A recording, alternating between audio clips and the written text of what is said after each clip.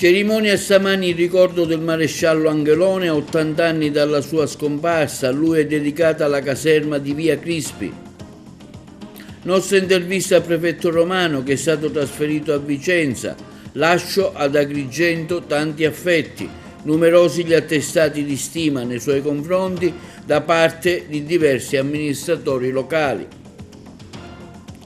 Stanziati 30 milioni di euro dal governo Schifani per i più bisognosi e il reddito di povertà. Assolto l'ex governatore Crocetta, l'armatore Morace e il suo ex collaboratore Finocchiaro. Si è svolto stamane al Teatro Pirandello di Agrigento il convegno su Pirandello e Camilleri, presentato il libro di Arianna Mortellitti, nipote del maestro Camilleri. Giorno 29 si terrà il premio Città di Agrigento, verranno premiati diversi pittori. Esonerato l'allenatore Bonfatto, al suo posto subentra Favarin, definito un duro.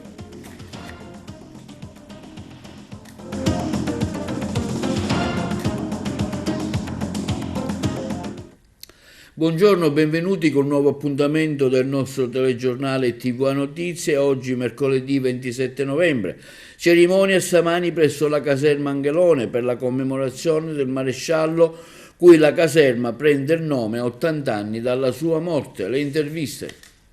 Un momento di ricordo importante per la polizia. Sì, un momento molto importante, non soltanto quello del maresciallo Angelone, di cui oggi ricorrono gli 80 anni dal suo sacrificio, ma il ricordo di tutti coloro i quali hanno con noi fatto un pezzo di vita, alcuni semplicemente svolgendo il loro lavoro ogni giorno, altri invece come il maresciallo Angelone che sono arrivati all'estremo sacrificio. Tutti servono a tracciare quel percorso che dobbiamo seguire, dal semplice poliziotto che compie il suo lavoro per 30-40 anni di servizio, facendo il suo dovere e andando in pensione, a chi invece fa gesti che in qualche modo veramente sono di esempio per quello che riguarda il massimo che possiamo e dobbiamo dare per servire lo Stato e le comunità dove noi facciamo servizio. Perciò, ripeto, oggi è un momento veramente importante. Il maresciallo Angelone, ben sapendo che aveva poche speranze di poter far fronte a banditi asserragliati a Sambuca di Sicilia, 80 anni fa decise comunque di fare il suo dovere fino in fondo. Noi dobbiamo continuare in questo segno, dobbiamo sempre fare il nostro dovere fino in fondo per le comunità che serviamo, perché ripeto, noi serviamo, questa è la nostra funzione. Quindi un esempio per i tanti giovani. Sì, un esempio per tutti, non soltanto per i giovani, anzi forse anche noi anziani, ogni tanto dobbiamo ricordarci di quali erano gli ideali che ci hanno spinto ad abbracciare un uniforme o a una funzione pubblica. È un qualcosa che dobbiamo rinnovare tutti i giorni dentro di noi e rafforzare. Attraverso questa riflessione ogni giorno sicuramente possiamo continuare a fare il nostro dovere per le comunità che serviamo. Di sicurezza, l'antenato della nostra Polizia di Stato, che portava nel nome, lui che veniva da un paese grecanico, nome greco, Angelone da Angelos, vuol dire messaggero. Ecco, lui portava un destino, era un messaggero di bene, di valori, e sacrificò la sua vita 80 anni or sono proprio contro la criminalità organizzata. Mi piace sottolineare questa cosa non tanto per il riferimento scolastico all'etimologia greca del cognome, ci mancherebbe, ma andiamo alla sostanza. Angelone era il prodotto della nostra terra, della terra del sud, in questo caso della Calabria, perché è dalla Sicilia e dalla Calabria che sono venuti fuori i carabinieri, i poliziotti, le donne e gli uomini delle forze di polizia, i magistrati e anche qualche prefetto, che hanno combattuto la mafia con la massima energia, sacrificando fino al bene supremo della vita. Quindi non è che il Sud produca il male, il Sud ha prodotto del male, sì, ma è stato capace anche di produrre il massimo del bene. Di questo bisogna esserne fieri e contemporaneamente, secondo me, sentirsene un po' responsabili. Lascio ad Agrigento tantissimi affetti, così le prime dichiarazioni del prefetto Filippo Romano, trasferito a Vicenza. Stamani lo abbiamo intervistato in merito. Prefetto, lei va via, con quale spirito lascia la nostra città e cosa porterà il ricordo a livello di esperienza ovviamente lavorativa, ma anche umana? Sì, posso dire con un doppio spirito appunto. Da un lato le nuove avventure sono sempre affascinanti. In aggiunta a ciò mi hanno destinato a una provincia molto bella, molto ricca, una sede che di solito è molto ambita fra i colleghi perché ci si sta bene, tuttavia il cuore è il cuore, quindi lascio ad Agrigento veramente tantissimi affetti e lascio anche qualche progetto che avrei voluto poter completare, ma sono felice di averne completato fra i più importanti. Però voglio citare i più banali, perché i più importanti sono quelli per la popolazione, le cose che abbiamo fatto quest'estate, per la siccità, per i migranti. Mi piace citare qualcuno un po' più leggero per non dare a questa mia risposta un tono nostalgico, ecco, come tutti salutiamo. E sono la decorazione artistica dell'hotspot, perché vorremmo che chi arriva in Italia, a prescindere se poi dovremo gestire anche con la dovuta severità certe posizioni, però chi arriva in Italia non senta di arrivare in un posto incivile, in un posto grigio, come grigie sono normalmente le pareti dei prefabbricati. E quindi in questo ringrazio la Fondazione Cultural Farm che del tutto gratuitamente ci ha messo a disposizione i propri artisti. E la seconda cosa leggera che voglio citare è il rinnovo totale del Palazzo del Governo, che vedrete fra qualche giorno. Stiamo aspettando davvero gli ultimi ritocchi, che diventa una galleria d'arte che sarà aperta in prima applicazione per un mese da Natale, diciamo a metà gennaio, e che poi prevederà, ma dovrà pensarci il mio collega probabilmente a organizzare questo servizio, dei giorni di apertura al pubblico regolari, in modo da consentire alla cittadinanza di reimpossessarsi del proprio Palazzo del Governo. Comunque la siccità è stato il campo di battaglia, ovviamente, un periodo molto duro, molto tosto, che si sta anche questo sarà un ricordo insomma forte, no? Beh, questi sono ricordi diciamo non fra più piacevoli ovviamente, certo. Perché vede la siccità è brutta per tutti, quando ci si sente addosso anche una responsabilità alla quale peraltro si può rispondere fino a un certo punto, perché voi sapete che non sono i prefetti che danno acqua, certo. I prefetti non si chiamano società di erogazione idrica, fanno altro, devono cercare di intervenire in casi di emergenza anche per sollecitare le autorità competenti. Ci abbiamo provato, ci siamo riusciti in parte, per il resto adesso la palla passa ad altri, soprattutto agli organi territoriali e alla regione in particolare. So che il capo della protezione civile Cocina sta facendo un egregio lavoro, speriamo anche che il cielo ci aiuti, vorrei dire in questo caso, perché la siccità si può risolvere in emergenza con i dissalatori, ma a lungo termine ovviamente il clima che ci auguriamo ci dia una mano. Prefetto, già sono arrivati le prime attestazioni di stima da parte di diversi sindaci dei comuni agrigentini per il suo impegno che ha avuto in particolare verso il territorio. Guardi, io non può che fare piacere l'attestazione di stima, anche se qualche volta magari imbarazza per chi non sa mai cosa rispondere davanti a un complimento. Che devo dirle, però è un dovere, cioè l'attenzione ai sindaci sono anche ufficiali di governo, in un certo senso sono i più stretti limitrofi diciamo del prefetto, quindi è un dovere che a cui secondo me nessun prefetto si può sottrarre, e sono felice di poter dire che il mio successore come me ha una forte sensibilità su questo, perché è stato anche lui commissario in tanti comuni. Sì. L'esperienza commissariale aiuta a toccare con mano quanto sia difficile oggi gestire una comunità locale. Quindi ogni tanto i sindaci sbagliano, ogni tanto qualche sindaco sbaglia, un po' troppo, però la maggior parte di loro sono persone che comunque, magari mosse all'inizio dalla voglia di far politica, di diventare importanti per la comunità, di diventare famosi, però poi si trovano ad affrontare dei lavori veramente improbi, soprattutto al sud, quando i bilanci non quadrano mai, i dipendenti sono pochi e i problemi sono tantissimi. Eccellenza, quale progetto avrebbe voluto portare a compimento? Beh, diversi. Facciamo così, non voglio fare grandi discorsi perché poi ci rivedremo per un bilancio finale. Certo. Le cito anche qui una cosa banale, mi piace citare una cosa banale. Stiamo organizzando tante cose col CRAL dei dipendenti della provincia, perché il progetto che in parte si è portato in realtà a compimento ma che vorrei continuasse è quello di creare un forte clima di squadra fra i nostri collaboratori. E attenzione, non parlo di squadra come ne parlano tanti cari, facciamo squadra, se vogliono che tutti gli obbediscano, non è questo il punto. A me piaceva tanto uscire con loro quando l'abbiamo fatto per le uscite così da diporto che si sono organizzate col CRAN, e vederli allegri, vederli scherzare, vedersi amorevolmente, amichevolmente prendere in giro anche persone che magari avevano in passato litigato, come capita in tutti gli uffici.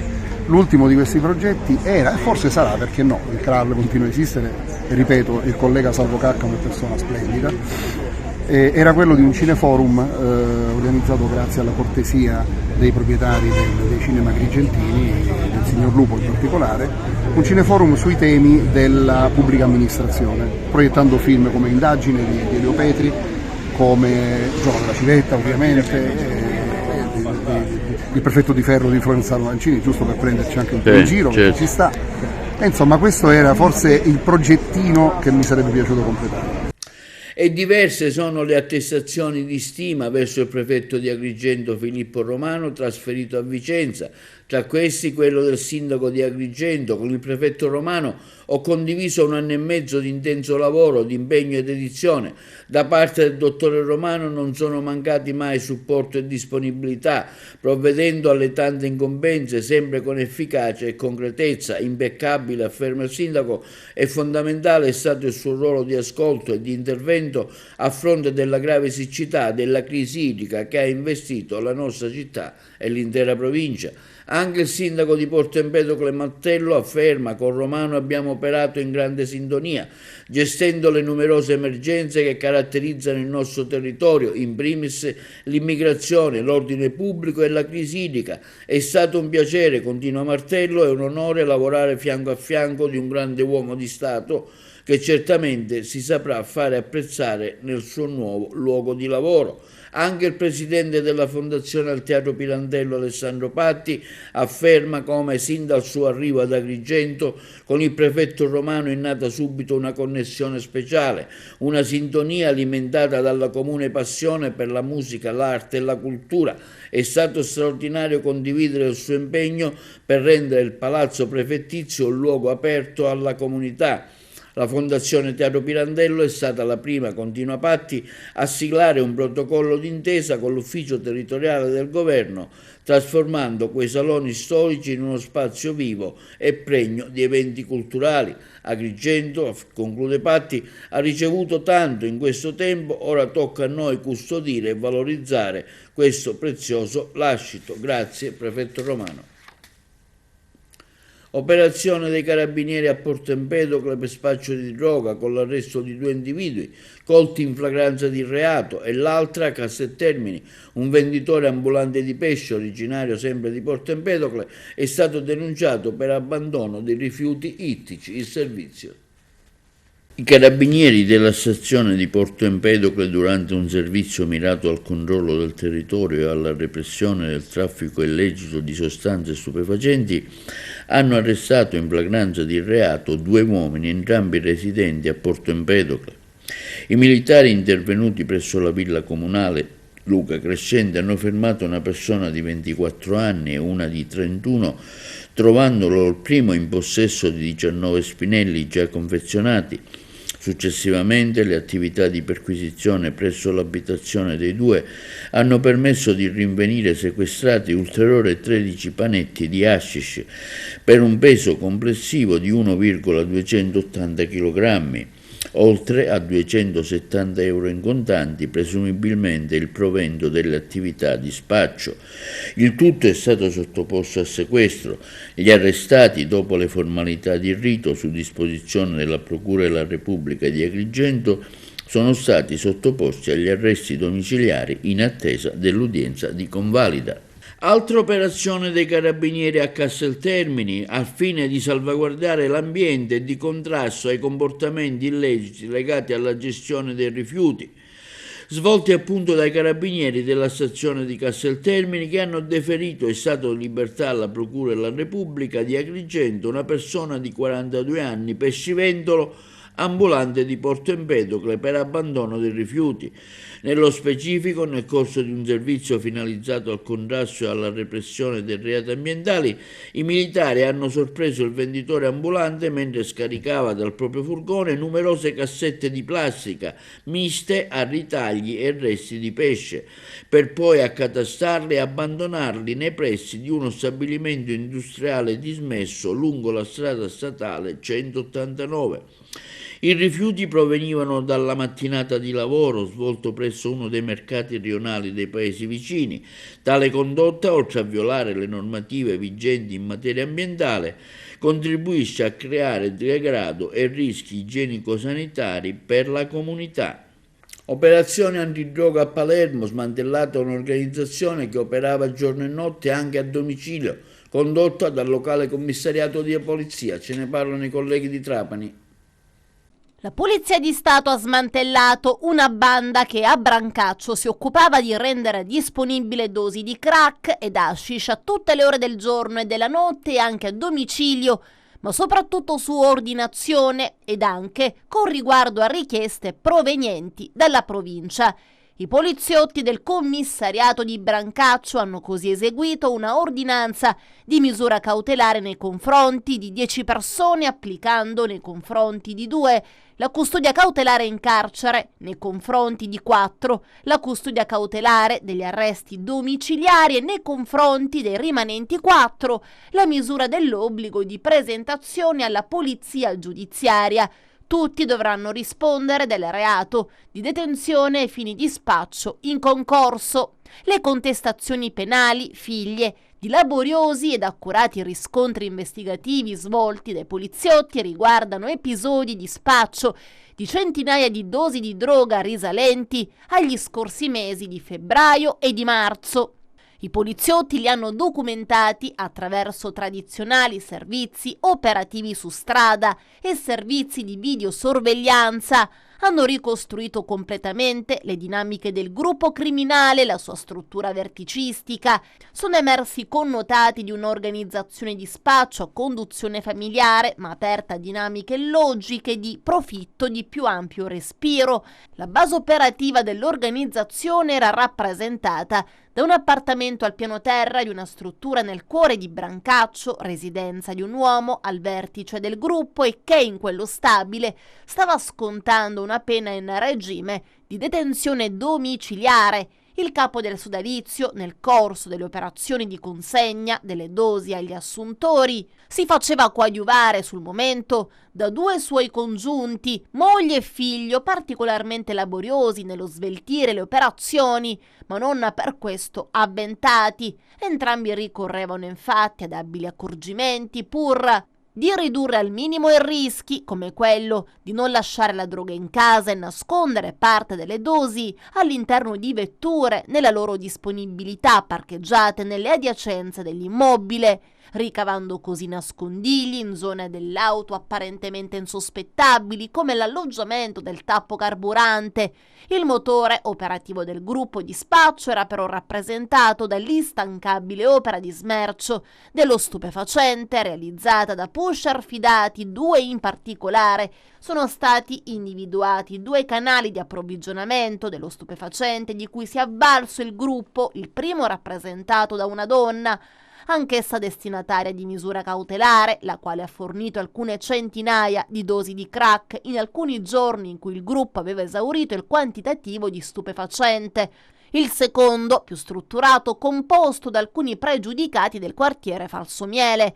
Nel corso dei servizi di intercettazione più volte è stato ascoltato come gli indagati abbiano utilizzato un linguaggio criptico al fine di identificare il tipo di stupefacente, per esempio di giorno e di notte per indicare cocaina e crack, oppure quella da fumare intendendo con la stessa il crack per via del fatto che questo tipo di droga viene assunto inalando il fumo.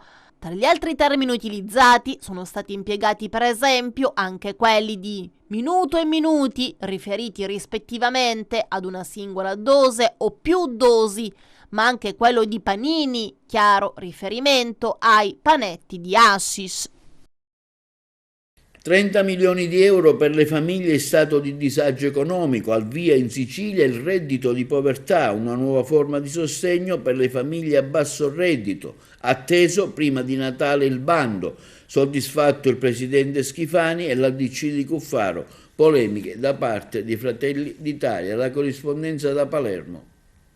Dovrebbe essere pubblicato prima di Natale il bando per accedere al reddito di povertà, uno strumento di assistenza destinato a supportare le famiglie più vulnerabili. Entra così nella sua fase operativa la misura politicamente più rilevante della quarta manovra di bilancio del 2024 approvata dall'ARS ai primi di novembre. Sul tavolo ci sono 30 milioni di euro destinati alle famiglie con un ISEE non superiore a 5.000 euro. Saranno oltre 345.000 quindi le famiglie aventi diritto che potrebbero ricevere il contributo già nei primi mesi del nuovo anno. Per accedere a questa misura, i residenti in Sicilia con un ISEE inferiore a 5.000 euro potranno presentare domanda tramite i centri per l'impiego o i comuni di residenza. Per facilitare l'invio delle domande e assicurare la trasparenza nella gestione dei fondi che saranno affidati all'IRFIS, l'amministrazione regionale punta a un sistema digitale. Il reddito di povertà offrirà un aiuto economico ma anche percorsi di inclusione sociale e formazione che puntano a favorire nel lungo periodo l'autonomia economica dei beneficiari. Questo, a detta dei sostenitori del provvedimento, distinguerebbe in parte il reddito di povertà dal reddito di cittadinanza e dalle precedenti forme di sostegno, ma non mancano le perplessità anche in seno alla maggioranza di governo. La misura proposta dal governatore Renato Schifani e fortemente sostenuta dalla DC di Totò Cuffaro fa storcere il naso a Fratelli d'Italia, che la considera una fotocopia del reddito di cittadinanza. Il presidente Schifani però rassicura che il bando allo studio evidenzierà le differenze rispetto al reddito di cittadinanza introdotto dai grillini nel 2018 e abrogato da Giorgia Meloni all'inizio del proprio mandato.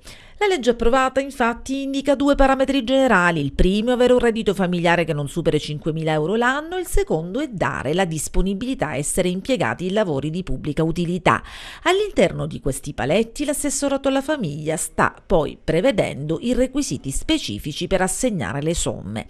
Dalle prime riunioni tecniche dell'assessorato alla famiglia e dell'IRFIS emerge che non si tratterà di un click day, non ci sarà quindi la corsa a inoltrare per primi la domanda. Ci sarà invece una graduatoria che tenga conto dei diversi livelli di povertà, sulla cui base sarà calcolato il contributo, che non potrà comunque superare i 5.000 euro l'anno a famiglia. E i giudici della terza sezione del Tribunale di Palermo hanno assolto l'armatore Ettore Morace, l'ex collaboratore del presidente della regione Crocetta Massimo Finocchiaro, oltre che l'ex governatore stesso Rosario Crocetta, per cui era stata chiesta una condanna a 7 anni di carcere. La corrispondenza da Trapani. Colpo di spugna all'inchiesta Mare Nostrum. I giudici della terza sezione del Tribunale di Palermo, presidente Fabrizio Lacascia, hanno assolto l'ex governatore siciliano Rosario Crocetta dall'accusa di corruzione con la formula "il fatto non sussiste". Assolti anche l'armatore Ettore Morace e l'ex collaboratore di Crocetta Massimo Finocchiaro, oggi assessore al comune di Messina. Secondo l'accusa, la regione, col suo governatore dell'epoca, avrebbe cucito un bando su misura in cambio di tangenti che avrebbe consentito alla compagnia Ostica Lines, poi diventata Liberty, di mantenere il monopolio dei collegamenti marittimi con le isole minori. Sempre con lo stesso fine sarebbe poi arrivata una proroga del servizio nel 2017 in cambio di un contributo elettorale di 5.000 euro con cui Morace finanziò il movimento politico dell'ex presidente della regione Riparte Sicilia. Un presunto giro di mazzette e regali, tra cui gioielli bulgari, Rolex, borse griffate, viaggi gratis su aliscafi e traghetti per ottenere un bando cucito su misura. La ex Ustica Lines, sempre secondo la ricostruzione dell'accusa, sarebbe riuscita ad ottenere compensazioni per corse mai effettuate per cause di forza maggiore, come le avverse condizioni meteo marine. Beni dello stesso valore erano stati sequestrati ai Morace e poi restituiti nel 2021, poiché secondo la sezione misure di prevenzione del Tribunale non sarebbero stati frutto di un accordo corruttivo. Per l'ex presidente della regione era stata chiesta una condanna a 7 anni di carcere, mentre per Morace e Finocchiaro erano stati sollecitati 6 anni e 6 mesi. I 3 imputati erano difesi dagli avvocati Giovanni Di Benedetto, Vincenzo Lorrè, Marcello Montalbano e Nunzio Rosso. L'inchiesta, presa le mosse dalla denuncia di una dirigente dell'assessorato regionale trasporti Dorotea Maria Piazza. Il castello accusatorio ipotizzava che per favorire Morace era stato proprio preparato quel bando su misura con una base d'asta gonfiata stilato poi da un'altra dirigente della regione che sarebbe stata incompatibile visto che la figlia era stata assunta nel 2008 proprio nella Ustica Lines. L'inchiesta così arrivò fino in Parlamento perché secondo la procura l'ex sottosegretaria al Ministero dei Trasporti Simona Vicari si sarebbe attivata per far passare un emendamento col quale l'IVA sul trasporto marittimo sarebbe scesa dal 10 al 5%, dando quindi un altro grande vantaggio ai Morace.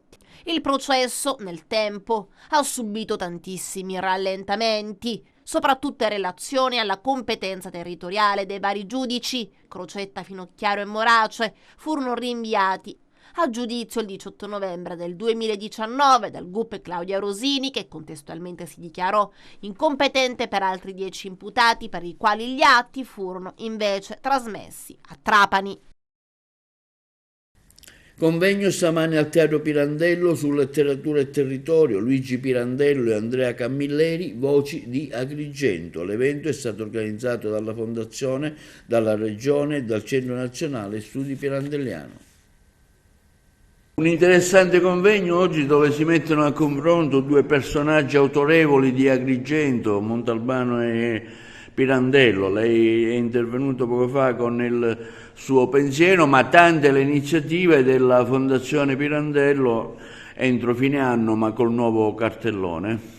Sì, intanto cominciamo con l'appuntamento di stamattina, un appuntamento importante in collaborazione col Centro Studi Pirandelliani che continua la sua attività lodevole. Oggi abbiamo un parterre de roi, ospiti illustri che verranno a parlarci di Camilleri e soprattutto Pirandello e il loro rapporto e legame col territorio, quindi un tema estremamente attuale e sempre importante.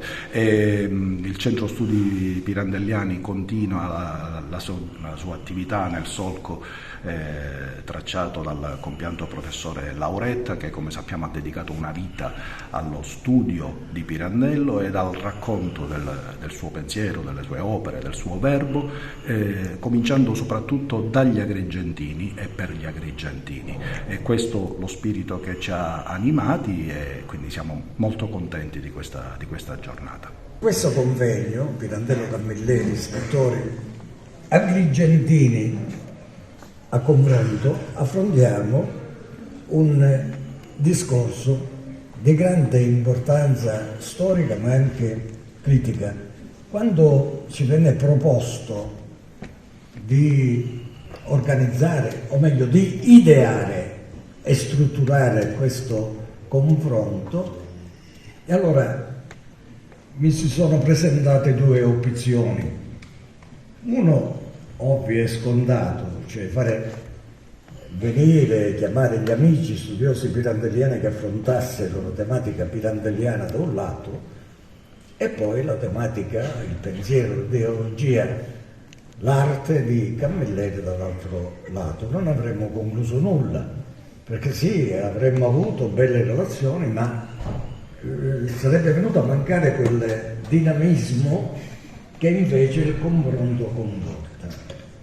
E allora, in questo mare magnum Pirandello Camilleri ho dovuto focalizzare e sottolineare degli aspetti, prendere in considerazione degli aspetti dell'uno e dell'altro, e cioè il pirandellismo in Camilleri, la presenza di Pirandello in Camilleri, E soprattutto i punti in cui i due scrittori, io li definisco marinesi e Empedoclini, perché Camilleri di nascita marinese, Pirandello marinese per gli interessi che la famiglia aveva nella città di Porto Empedocle, ma come veniva notato dal dottore Patti poc'anzi, Pirandello resta marcatamente giurgentano. Pirandello è giurgentano, come io affermo e dico sempre, dalla testa ai piedi, ma questo è un altro discorso interessante e bellissimo, probabilmente lo affronteremo in uno dei prossimi convegni pirandelliani. Allora, i punti in cui i due scrittori sono vicini, ma anche i punti in cui si allontanano. Pensate un po' alla questione della lingua nei due scrittori, la lingua di Camilleri, la dialettalità di Pirandello, ma pensiamo anche al dialetto in Verga. Ecco, sono discorsi, vedete, che si intrecciano, che si sviluppano, sono discorsi interessantissimi, perché questo benedetto dialetto siciliano ce lo ritroviamo ovunque nei nostri scrittori, non se ne può fare a meno, perché il dialetto siciliano è bello, è espressivo, è concreto, sentimentale, tutto quello che vogliamo. Linea alla regia per la pubblicità.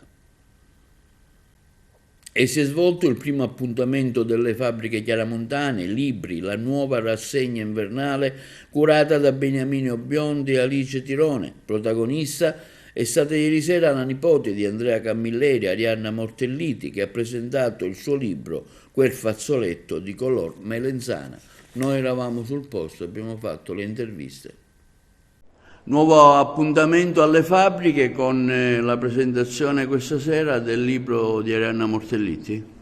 Sì, la rassegna Fabbrica di Libri, che curo insieme ad Alice Titone, entra nel vivo con la presentazione dell'ultimo romanzo di Arianna Mortelliti. È una storia con delle tracce di poliziesco e di investigazione, non soltanto emotiva e psicologica, ma anche d'ambiente, perché si parla molto della provincia e dell'identità della provincia attraverso la tipizzazione di alcuni personaggi che non fanno da cornice al volume, ma ne rappresentano la sostanza e l'essenza stessa. Credo che sia un libro che meriti un'attenta lettura, e Arianna Mortelliti sempre di più si configura come un'importante scrittrice italiana, non soltanto nel solco dell'esempio del famoso nonno Andrea Camilleri, ma anche con una identità propria, e quindi ci inorgoglisce aver presentato qui il suo libro all'interno di questa rassegna, che ancora di più cerca di rappresentare dentro il centro storico delle città un momento di condivisione culturale ampia, in cui i libri diventano il pretesto per conversazioni più ampie con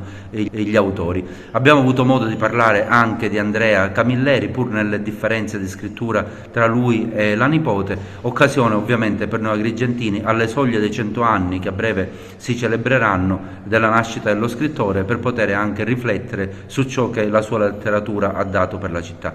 Il prossimo appuntamento delle fabbriche di libri è per il 20 di dicembre, con la prima presentazione agrigentina dell'ultimo romanzo di Carmelo Sardo. Quindi festeggeremo in qualche maniera i giorni che precedono il Natale con un caro amico agrigentino raccontando il suo libro. Arianna Mortelliti presenta oggi la sua ultima fatica letteraria. Parlacene.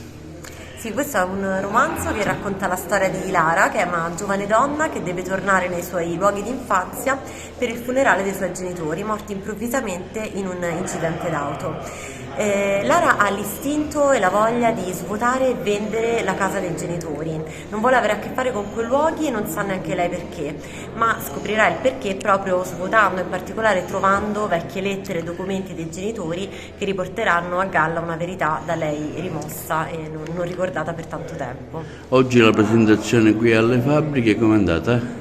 È andata benissimo. Per me tornare in Sicilia, in particolare nella provincia di Agrigento, è un po' come tornare a casa e ritornare nei miei luoghi dell'infanzia, nei miei ricordi più belli che ho passato qui con la mia famiglia. Ovviamente parliamo del grande Camilleri.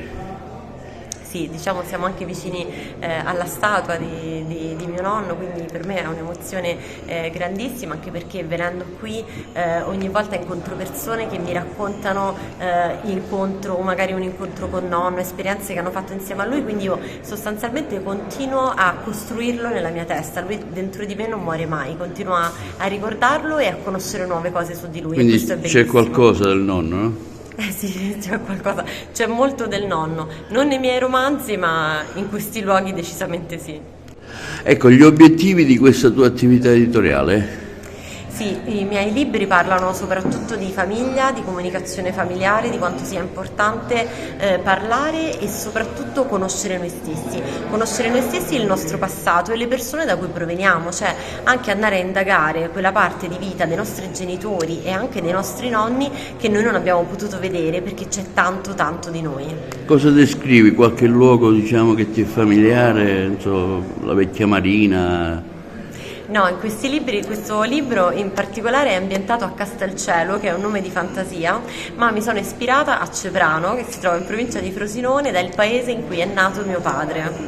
E si svolgerà il prossimo 29 novembre presso le fabbriche chiaramontane di via San Francesco il premio Città di Agrigento 2024 della cultura, dove verranno premiati diversi artisti che hanno esposto i loro quadri presso il chiosco del Teatro Pirandello. Sentiamo Francesco Anastasi, direttore artistico dell'evento. Allora, sono Francesco Anastasi, direttore artistico di questo grande evento del premio Città di Agrigento, che il 29 novembre verrà.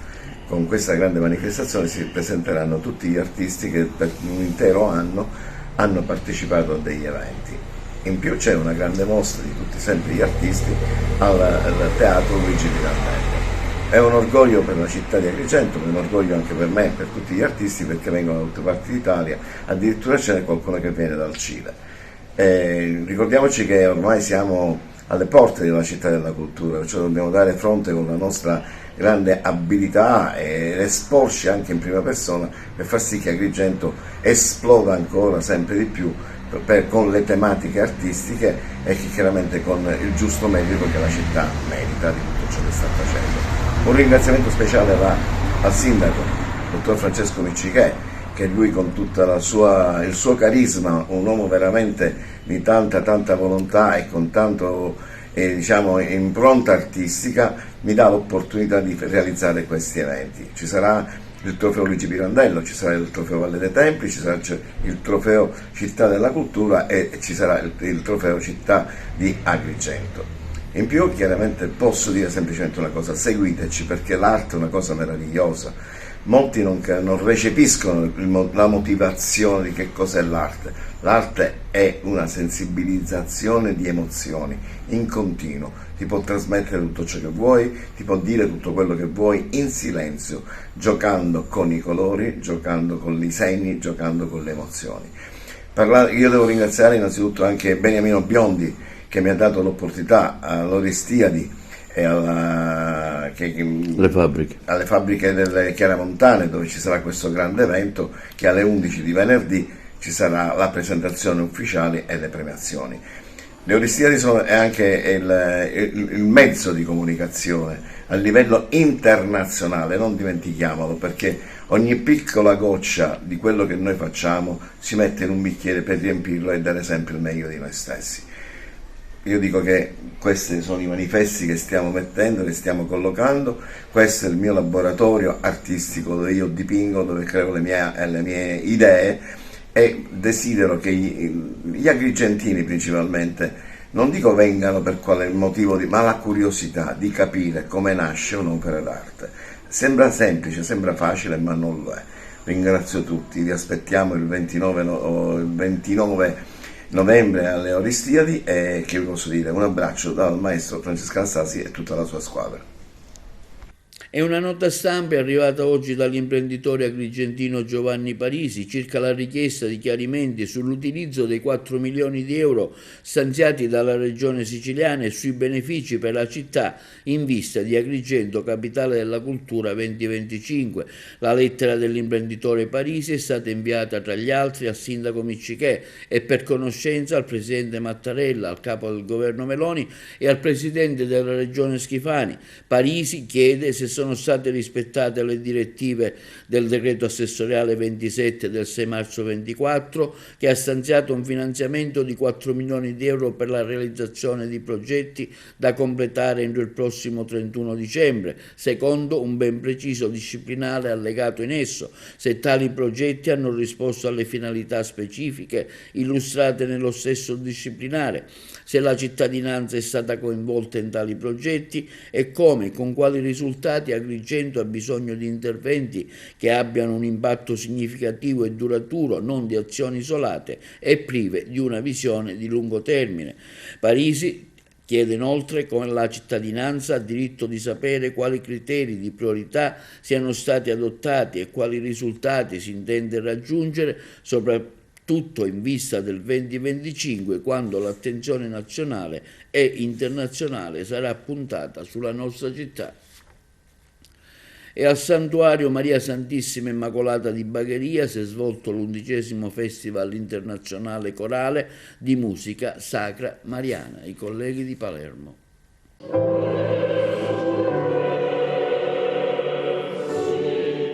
Oltre 300 cantori hanno dato vita all'11° Festival Internazionale Corale di Musica Sacra Mariana che si è svolto al Santuario Maria Santissima Immacolata a Bagheria. Anche questa edizione è stata organizzata dall'Associazione Culturale Bequato di Bagheria. 11 i cori che hanno preso parte al festival, presentato da Roberto Tedesco. La Cappella Musicale Martiniana e Coro Culura di San Martino delle Scale, diretti da Don Riccardo Tumminello. Il Coro San Giovanni Bosco di Milazzo, diretto da Concetta Orefici. Il Coro Polifonico Giuseppe Mulè di Termini Imerese, diretto da Tonin Tarnacu.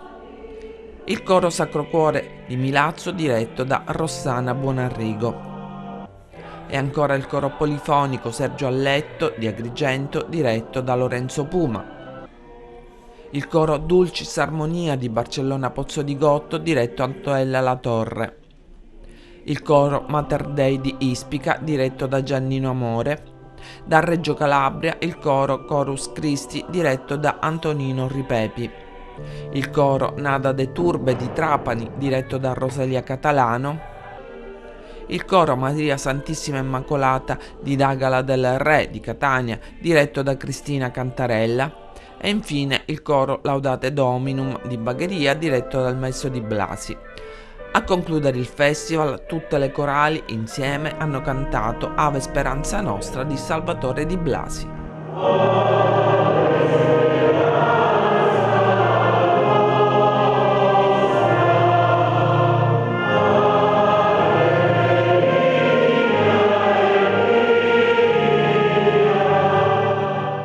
Passiamo ora allo sport. Esonerato l'allenatore dell'Akragas Lillo Bonfatto, al suo posto arriva Giancarlo Favarin, definito un duro. Ce ne parla meglio il collega Lentini. Oramai è tutto strano in casa Akragas. Come ogni martedì si era ripresa la preparazione agli ordini di Lillo Bonfatto, ma a fine allenamento allo stesso è stato comunicato che non era più l'allenatore della compagine biancazzurra. Finisce così l'avventura del giovane trainer canecattinese che in 13 gare aveva accumulato 4 punti, gli altri 3 erano stati conquistati in occasione della brevissima permanenza di Pino Rigoli in panchina. Che molto presto potranno esserci delle novità, questo appare abbastanza tangibile, specie con la riapertura del calciomercato di dicembre e che coincide con l'arrivo del nuovo tecnico, l'esperto Giancarlo Favarin, classe 58, pisano puro sangue. Addio a Bonfatto per la seconda volta, inizia dunque l'era Favarin. Il nuovo tecnico toscano è molto esperto della D e da calciatore ha giocato con il Cuoio Pelli, Rondinella, Livorno, Trento smettendo però a 27 anni per motivi personali. Da allenatore ha diretto Andria, Venezia, Pisa, Lucchese e persino il Viktoria Pilsen in Repubblica Ceca, e proprio la scorsa stagione era stato alla guida del Livorno in Serie D. È definito un duro che sa mettere alla frusta i calciatori a disposizione. Nel 2011 è stato premiato con la panchina d'argento dal settore tecnico della FIGC. Giancarlo Favarin ama giocare con un 3-5-2 oppure un 4-3-3. L'atleta paralimpica medaglia d'oro da tennis da tavolo Giada Rossi incontra gli studenti, il servizio dei colleghi di Messina. A scuola parlare ai giovani intanto come esempio importante, bello, positivo, di fronte a ogni sfida c'è la paura iniziale, però si va avanti. Sì, assolutamente. Intanto è un grande piacere essere qui e incontrare gli studenti, è sempre bello e arricchente anche per me. Ed è proprio così, insomma, dalle grandi sfide poi nascono i grandi risultati e bisogna sempre, diciamo, saper cogliere quelle opportunità e credere tanto in quello che si fa e impegnarsi tanto per raggiungere poi degli obiettivi. Ed è quello il messaggio più bello da trasmettere comunque ai giovani, il fatto l'augurio di trovare quella passione che per me è stata nello sport, che ti permetta veramente di non soffermarti su quelli che sono i tuoi limiti, ma anzi esaltare le tue potenzialità e fare un percorso che ti permetta di realizzarti al 100%. Quale consiglio sente di dare in questo momento ai tanti ragazzi qui presenti? Ma proprio vorrei dare il messaggio che seppur ci siano le difficoltà nella vita, che siano qualcosa che tutti incontriamo, possono essere grandi o piccole che siano, bisogna sempre cercare di in qualche modo rimboccarsi le maniche e superare quei limiti e cercare invece di non soffermarsi su quelle che sono, diciamo, appunto i nostri difetti, ma anzi cercare di esaltare al meglio le proprie potenzialità, ed è l'augurio appunto che faccio a tutti gli studenti, ma a tutte le persone, trovare quel qualcosa che ti permetta veramente di mettere in campo tutto se stesso e di intraprendere un percorso che non si sa dove ti porterà, ma che sicuramente sarà un percorso bello e piacevole. Lo sport spesso viene letto come momento di aggregazione, momento di svago, lo sport però oggi, lo vediamo anche dal protocollo d'intesa siglato, ha bisogno sempre di più di formazione, di preparazione. Sì, lo sport diventa appunto un mezzo, se ben organizzato, per rapportarsi poi nella vita di tutti i giorni. Deve essere veramente una scuola di vita e insegna veramente tante cose, quindi organizzarlo al meglio, avere persone competenti che ti guidano, educatori e formatori, è un qualcosa che fa poi la differenza nelle persone, ed è quello il messaggio e la forza che ha più grande lo sport, cioè proprio di essere quel mezzo attraverso il quale si possono raggiungere sicuramente altre finalità e ti permettono di vivere in una società il più inclusiva possibile e il più bella possibile. La Scala dei Turchi si tinge di rosso. Gli alunni dell'Istituto Pirandello di Porto Empedocle producono un cortometraggio contro la violenza sulle donne. Ve ne proponiamo uno stralcio. In cui ogni passo dovrebbe essere un atto di libertà, troppe donne camminano in silenzio, schiacciate dal peso della paura e dell'ingiustizia. Oggi, qui, su questa terra scolpita dal tempo, vogliamo riscrivere la storia. Una storia di forza, di rinascita, di libertà. Perché la violenza non deve mai avere l'ultima parola. Questo è un grido, un movimento, un passo verso il cambiamento.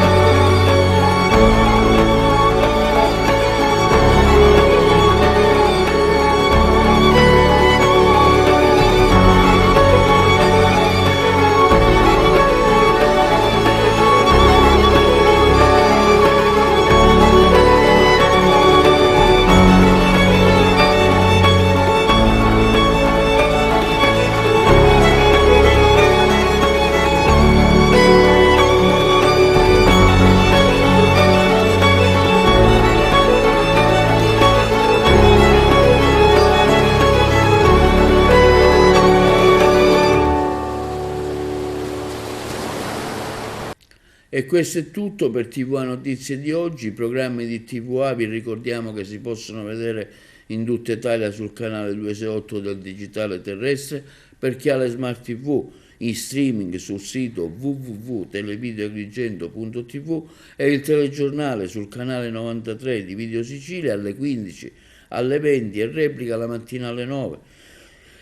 I nostri servizi inoltre si possono visualizzare sul canale YouTube di Televideo Agrigento. E questo è tutto e vi auguriamo una buona serata.